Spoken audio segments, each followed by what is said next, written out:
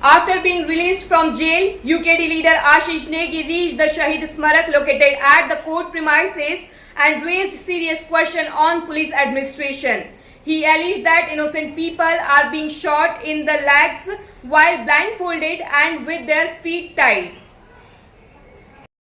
Negi stated that many of the accused are actually innocent, but they are being falsely implicated in the case like POCSO and NDPS due to improper legal representation. He accused the police of targeting specific individuals and deliberately shooting them in the same leg.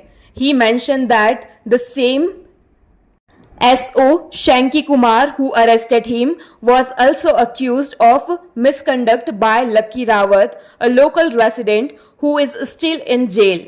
He alleged that many Hill residents are being oppressed and emphasized that there are people who will continue to fight against all forms of injustice until their last breath. Operation is a furnace where tyranny burns to ashes, he said. And from that fire either both shoulders returned from jail or mustaches bristling with defense.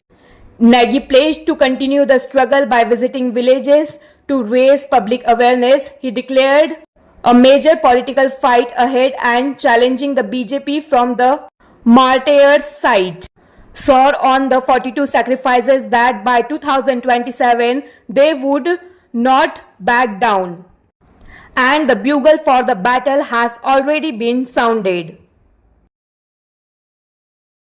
ऐसे हैं जो निर्दोष हैं, केवल आरोप के basis पर उनकी पैरवी अच्छी नहीं हो पा रही है, इस वजह से क्योंकि कोई गरीब तबके से आता है, किसी पे आरोप इस तरह से लगा दिए गए हैं, पॉक्सो 76 के मुकदमे, NDPS के मुकदमे। और एक बात और बताना चाहूंगा, उत्तराखंड पुलिस का निशाना इतना सटीक हो चुका है कि वो चुन चुनकर एक ही टांग पर अपराधी की गोली मार रहे हैं, हर अपराधी की। और लगातार वो जो आरोपी हैं वो भी आरोप लगा रहे हैं कि हमें यहां से जंगल ले जाया जाता है, हमारी आंखों पे पट्टी बांधी जाती है, उसके बाद हमारे पैर पर तौलिया रखा जाता है, उसके बाद गोली मारी जाती है। तो ये चरित्र यहाँ की पुलिस का भी है। और इसमें मुख्य नाम जिस एसओ ने मुझे गिरफ्तार किया था, शंकी कुमार का नाम भी आ रहा है। उन्होंने भी यहाँ पर एक मूल निवासी लकी रावत कोई लड़का है, वो अभी अंदर सिद्धोवाला जेल में मिला था, तो उन्होंने भी आरोप लगाए थे कि मेरे साथ इस तरह की बदसलूकी कर रहे हैं।